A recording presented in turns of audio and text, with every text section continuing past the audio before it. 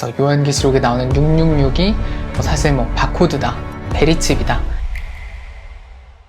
네, 안녕하세요. 오늘의 신학 공부의 장미혁입니다. 오늘은 요한계시록 특집을 준비했습니다. 크게 네 부분으로 요한계시록에 대해서 같이 공부를 해보려고 하는데요. 먼저 첫 번째, 요한계시록은 무시무시한 책일까? 대부분 요한계시록 하면은 좀 금서, 함부로 읽으면 안 되는 책, 전쟁, 종말, 대환란 이런 얘기들이 나오는 책, 무슨 얘기인지는 잘 모르겠지만 무시무시한 내용이 담겨있는 책, 이렇게 생각되는 경우가 많은데요. 저도 요한계시록에 대한 비슷한 경험을 가지고 있어요. 제 친척 중에 목사님이 계셨는데 명절에 시골에 가면은 제가 교회 다니는 걸 아시니까 항상 따로 불러가지고 요한계시록에 대해서 얘기를 해주셨어요. 그래서 요한계시록에 나오는 666이 사실 바코드다, 베리칩이다.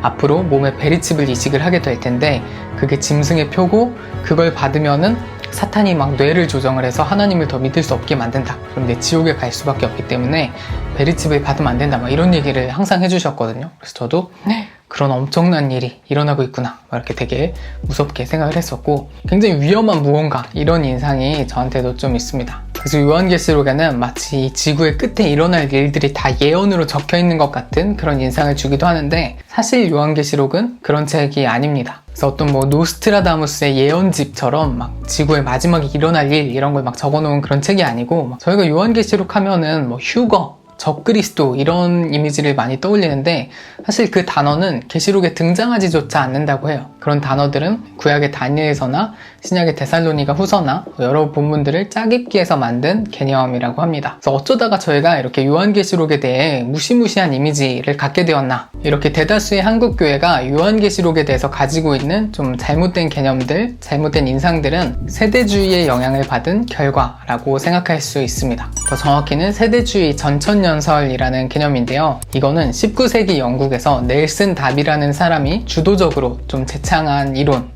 주장이고요. 이게 미국으로 건너가서 어떤 미국의 근본주의 개신교와 만나면서 미국 내에서 큰 영향력을 발휘하게 되었죠. 당시 미국이 남북전쟁의 여파로 사회적 갈등이 심화되었고 위기감이 고조된 그런 상황이었습니다. 사회 정세가 이렇게 얼어붙으면은 사람들이 종말에 대해서 많이 생각을 하게 되죠. 이제 세계가 멸망하는 건가? 지구의 끝인가? 뭔가 이런 암울한 분위기가 조성이 되면서 약간 이런 사이비 종교라든지 아니면 시한부 종말론 같은 것들이 유행을 하게 되는 건데, 지금도 이 코로나가 심해지면서 이런 시한부 종말론과 비슷한 개념들, 이제 마지막 때가 이르렀다라는 주장들이 또 여러 곳곳에서 힘을 얻고 있다고 합니다. 그래서 이런 배경에서 이렇게 세대주의 전천년설이 크게 유행을 하게 되었었고요. 그 영향을 받은 선교사들이 한국에 선교를 왔고, 그래서 한국교회에도 이런 세대주의 전천년설이 좀 표준으로 자리를 잡게 되었던 거죠. 이 세대주의 해석은 전체 역사를 몇 세대로 나눠서 생각을 합니다. 역사 전체가 7세대로 돼 있다. 그래서 여기까지가 6세대고 여기부터 7세대다, 이런 식으로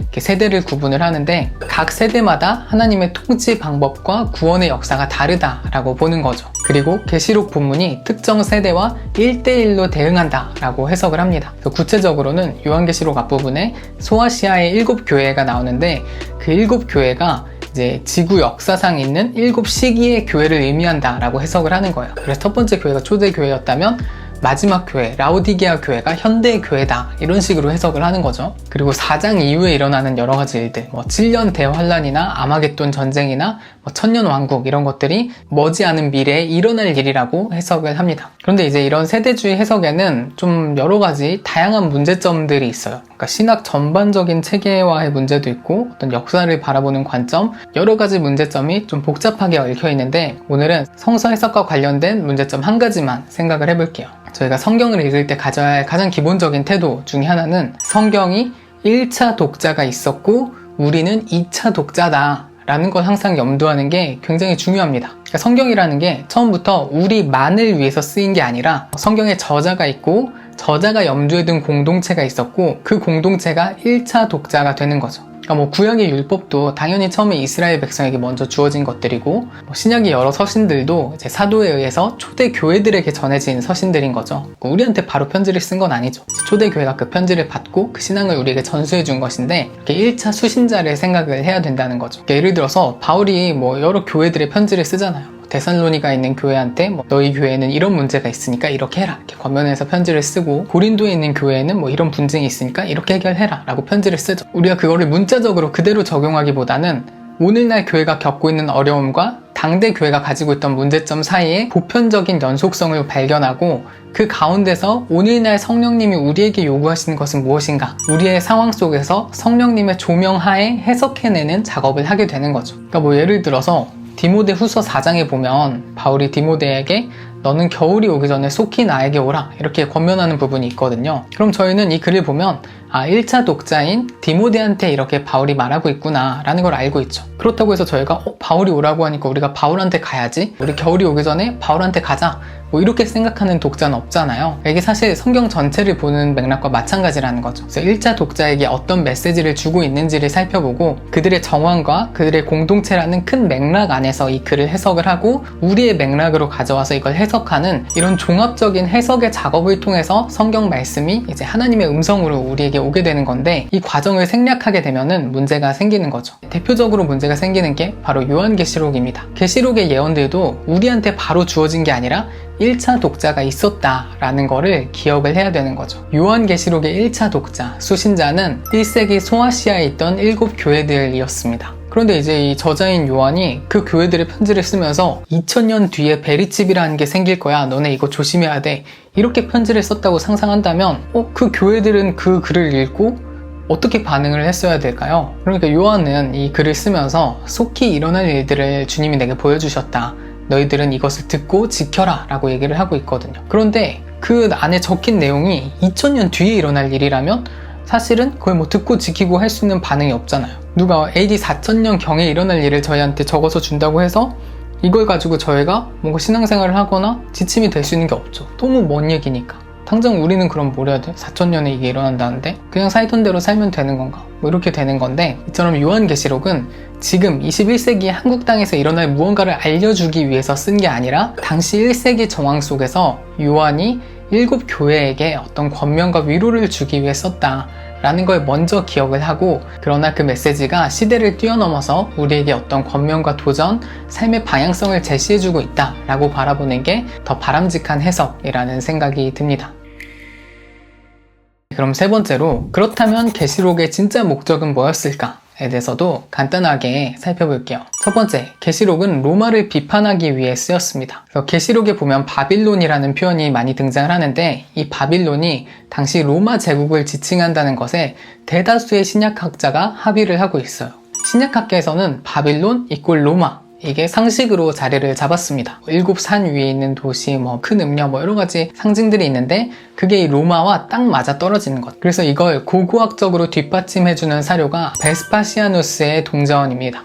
이 동전을 보면은 마치 요한계시록의 저자가 지금 동전을 보면서 글을 쓰고 있는 게 아닌가 싶을 정도로 묘사가 완전 똑같아요. 여러 고고학적인 자료들을 봤을 때 계시록의 바빌론이 지칭하는 것은 로마고, 계시록은 로마의 멸망을 예고하고 있다 라고 저희가 해석을 할 수 있겠죠. 그러니까 1세기 당시 독자들에게는 이 요한계시록이 저희만큼 막 수수께끼의 책이 아니었던 거예요. 그래서 누구나 읽으면 이거 지금 로마 얘기하는구나 이렇게 바로 알아들을 수 있는 정도의 비유였다는 거죠. 네, 그럼 왜 계시록의 저자는 왜 로마를 이렇게 비판하고 멸망을 예고하는 글을 썼을까에 대해서 당시 상황을 살펴볼게요. 당시 1세기 사람들이 기독교 신앙을 받아들이면서 큰 딜레마와 마주하게 되었습니다. 그러니까 예수 그리스도를 주인으로 고백하는 삶을 살면서 기존의 로마 제국에서의 삶, 사회적 행위들을 그대로 유지할 수 있을까? 가 이제 큰 고민거리가 된 거죠. 왜냐하면 당시 로마 사람들은 로마의 이교 신전에 가서 고기를 사거나 먹거나 하는 일을 해야 했고, 또 황제를 주라고 고백하고 신으로 숭배를 해야 했죠. 그리고 로마의 여러 폭력과 억압적인 정치 체제에 이제 순응을 했어야 했는데, 예수 그리스도를 주인으로 따르는 삶과 이 로마의 삶, 이 두 가지가 병행할 수 있는 것인가에 대해서 고민이 깊어진 거예요. 그래서 일부 기독교인들은 더 이상 우리는 로마의 삶을 따르지 않겠다라고 저항의 표시를 했고, 그 결과 많은 박해와 핍박이 뒤따르게 되었던 거죠. 그래서 요한계시록은 통상 AD 95년 정도에 기록한 것으로 많은 학자들이 보고 있는데, 이 계시록의 저자인 요한 역시 로마의 풍습을 따르는 것을 거부하고 신앙을 지키다가 유배된 게 아닐까라고 많은 학자들이 추정을 하고 있습니다. 그래서 이 유배된 요한은 하나님의 말씀을 받았고 당시 핍박받는 교회 공동체를 위로하고 권면하기 위해서 요한계시록을 썼다는 게 학계에서 가장 널리 인정받는 견해입니다. 그래서 이 계시록의 핵심 메시지를 마이클 고먼은 예배와 저항이라는 키워드로 설명을 하고 있습니다. 그래서 요한계시록을 보면은 이상할 만큼 예배하는 장면이 아주 많이 나와요. 이렇게 장로들이 모여서 찬양을 부르고 경배하고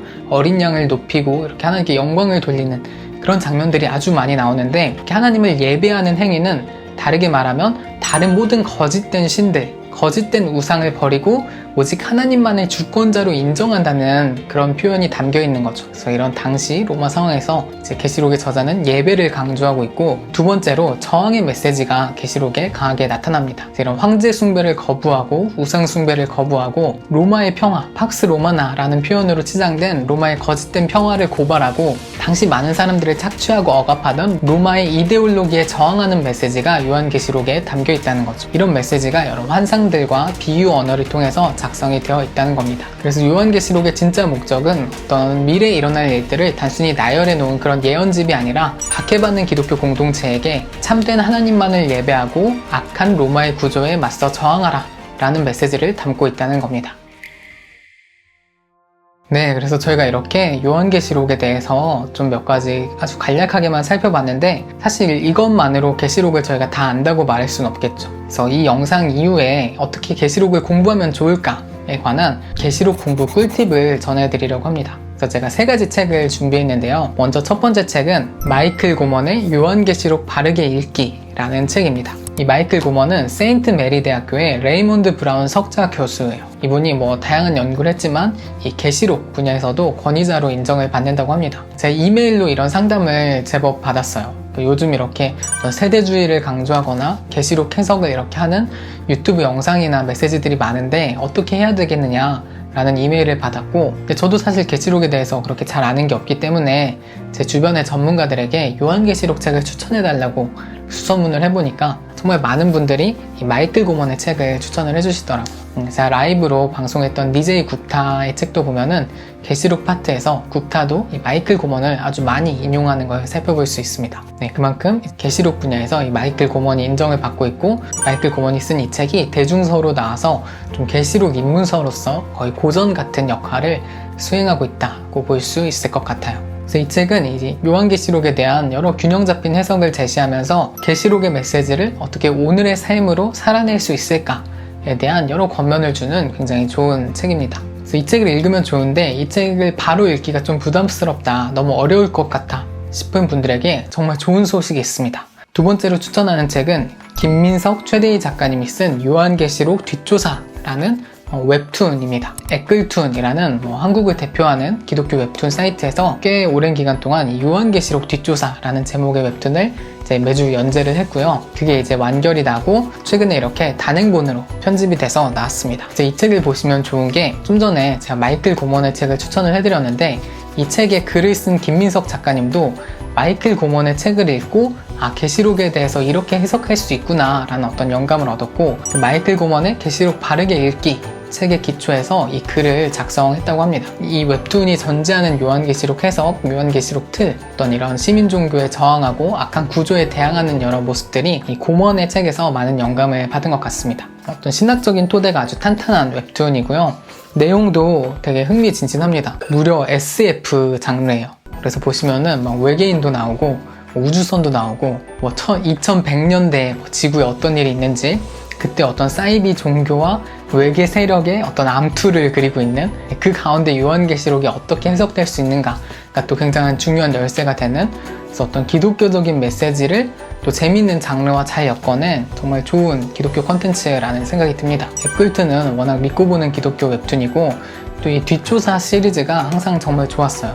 마가복음 뒷조사, 요한복음 뒷조사, 이런 뒷조사 시리즈가 계속 나오고 있는데, 이 요한계시록 뒷조사 이 웹툰을 통해서 이 요한계시록에 대해서 부담스럽지 않게 좀 쉽게 입문할 수 있지 않을까 싶습니다. 여기에 이제 한 권을 더 추천한다면 최근에 나온 안용성 목사님의 두 이야기가 만나다 를 같이 보시면은 또 좋을 것 같습니다. 이제 안용성 목사님, 예전에 저희 학교 교수님이시기도 했는데, 이 교수님은 예일대에서 석사를 하셨고 GTU에서 박사학위를 하셨고, 이런 성서 해석과 관련된 분야를 전공하신 걸로 알고 있어요. 국내에서 굉장히 주목받는 신약학자 중에 한 분이시고, 이렇게 대중서도 많이 집필을 하시더라고요. 지금은 이제 목회를 하고 계신데, 이분이 예일대에서 석사를 할 때 웨인 믹스 교수의 계시록 수업을 들으신 적이 있대요. 그래서 제가 웨이믹스 책도 최근에 소개를 했었는데 좀 서구 성서학을 대표하는 사람이거든요. 어떤 역사 방법론 아니면 사회학적인 방법론으로 성서를 해석하는 과연 어떤 일이 있었는가 실제를 파악하는 그 서구 성서학의 방법론을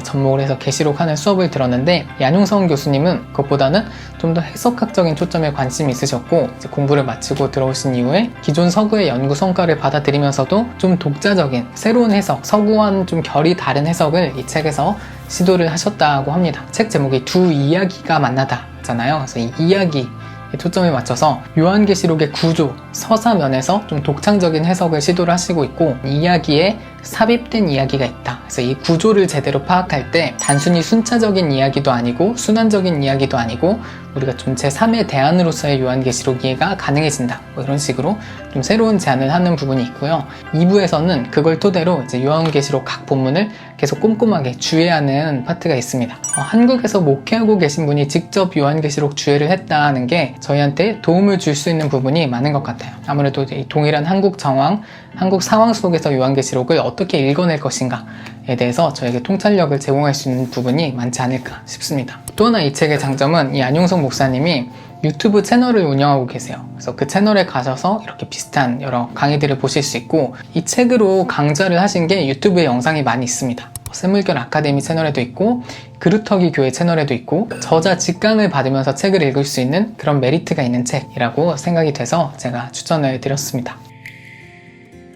그래서 오늘 이렇게 정말 숨가쁘게 요한계시록 얘기를 해봤는데요. 사실 요한계시록이 워낙 방대하고 할 얘기가 많기 때문에 가장 핵심적인 부분만 다룰 수밖에 없었던 점 양해해 주시면 좋을 것 같고요. 마이클 고먼의 책을 보면 이런 대목이 나옵니다. 요한계시록은 그리스도인의 상상력을 정결케 하고 새롭게 하는 책이다. 그리고 요한계시록은 악한 구조에서 살아가는 이들에게 소망과 위로를 주는 책이다. 그래서 저희 한국교회가 이 계시록을 다시 읽으면서 우리가 어떻게 참 하나님과 거짓된 우상들을 분별하고 우리 이웃들을 핍박하는 악한 구조와 불의에 저항할 수 있을 것인가에 대한 메시지를 같이 읽어낼 수 있으면 좋을 것 같고요. 그래서 계시록을 미래에 일어날 어떤 일, 그저 우리를 두렵게만 하는 음모론이 아니라 오늘을 살아갈 용기를 주고 우리의 방향성을 잡아주는 책으로 읽을 때 좀 이 한국교회가 조금은 새로운 방향으로 나아갈 수 있지 않을까 기대를 해봅니다. 그래서 오늘 준비한 영상은 여기까지고요. 다음에 또 유익한 영상 가지고 돌아오도록 하겠습니다. 감사합니다.